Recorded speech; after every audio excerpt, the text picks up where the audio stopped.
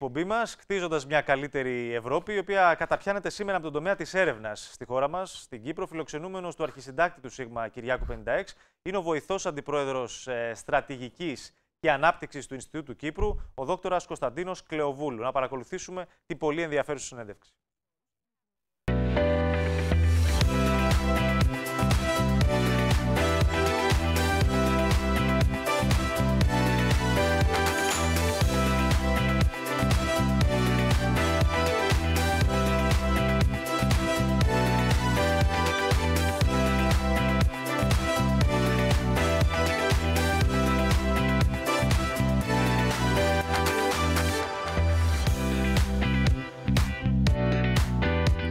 Κυρίες και κύριοι, καλό σας μεσημέρι. Σήμερα θα ασχοληθούμε με τον τομέα της έρευνας στην Κύπρο και πώς αυτή συμβάλλει στην εξέβρεση λύσεων τοπικού αλλά και παγκόσμιου ενδιαφέροντος, όπως είναι τα ζητήματα της υγείας, του περιβάλλοντος, της εξοικονόμησης ενέργειας και άλλα πολλά.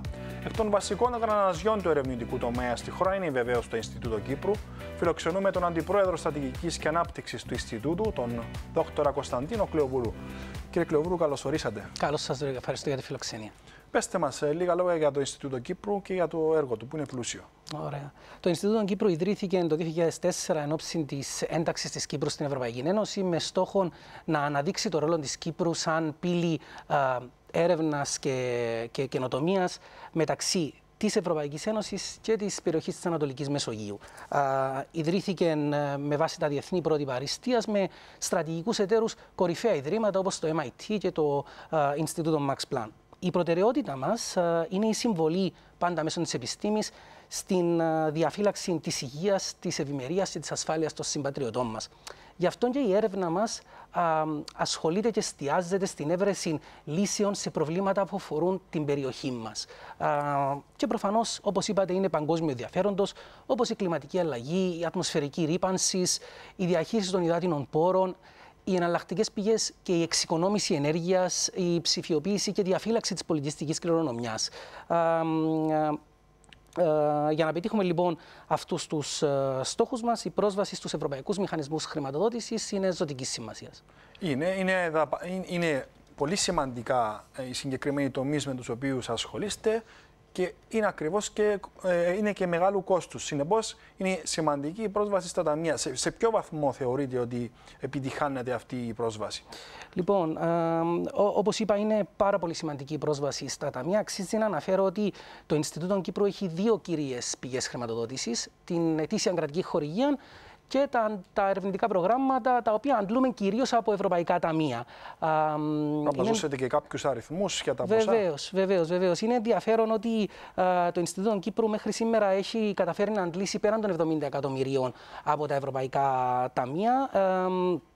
Και αξίζει νομίζω να αναφέρω ότι για κάθε 1 ευρώ ετήσιας χορηγίας που το Ινστιτούτο παίρνει από το κράτος, καταφέρνει να αντλεί 1 ευρώ από άλλες πηγές. Γεγονός θεωρώ που αναδεικνύει τόσο τη σημαντικότητα στην πρόσβαση σε αυτά τα ταμεία, αλλά δείχνει ότι η επένδυση του κράτους στο Ινστιτούτο Κύπρου πιάνει τόπον, το ίδιο και στην επένδυση στην έρευνα και στην καινοτομία. Να σταθούμε λίγο σε αυτά τα ωφέλη για την κυπριακή επιστημονική κοινότητα καταρχήν, αλλά και ευρύτερα για την κοινωνία.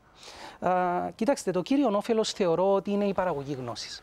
Ένα μεγάλο μέρος της οποίας, όπως σας είχα πει, εφαρμόζεται στην περιοχή. Όμως υπάρχουν και πολλά έμμεσα ωφέλη, θα έλεγα, όπως η δημιουργία υποδομών, οι οποίες δεν εξυπηρετούν κατά ανάγκη μόνο τις ανάγκες των προγραμμάτων, αλλά είναι ανοιχτές και προσβάσιμες σε όλη την επιστημονική κοινότητα, τόσο της Κύπρου όσο της περιοχής. Στο Ινστιτούτο Κύπρου, για παράδειγμα, έχουμε πολλές υποδομές, οι οποίες έχουν χρηματοδοτηθεί από ευρωπαϊκά ταμεία και είναι πλέον εθνικές υποδομές. Να μιλήσουμε πιο συγκεκριμένα, να μας αναφέρετε κάποια παραδείγματα σημαντικών έργων που υλοποιεί το Ινστιτούτο. Βεβαίως. Ένα χαρακτηριστικό παράδειγμα είναι το εργαστήριο μη επανδρομένων συστημάτων, που διαθέτει εγκαταστάσεις και σχετική υποδομή για την έρευνα και την ανάπτυξη τεχνολογιών που σχετίζονται με τα μη επανδρομένα αεροσκάφη. Τα drones που λέμε. Τα γνωστά drones, ακριβώς, τα οποία μεταφέρουν αισθητήρες και παρέχουν τις μακροπρόθεσμες και ποιοτικές μετρήσεις που χρειάζονται για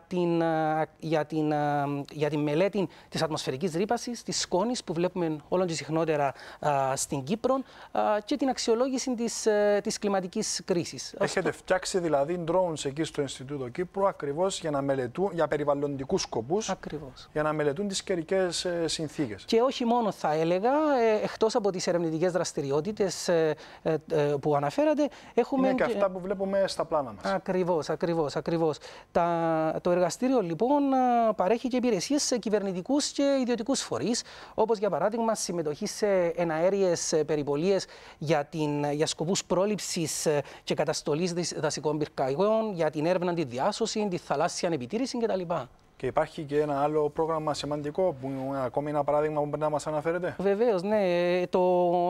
Μια άλλη χαρακτηριστική ερευνητική υποδομή είναι η ερευνητική υποδομή υπολογιστών υψηλών επιδόσεων που παρέχει στους επιστήμονες της Κύπρου και της Ανατολικής Μεσογείου γενικότερα πρόσβαση στον μοναδικό υπερυπολογιστή στην Κύπρο.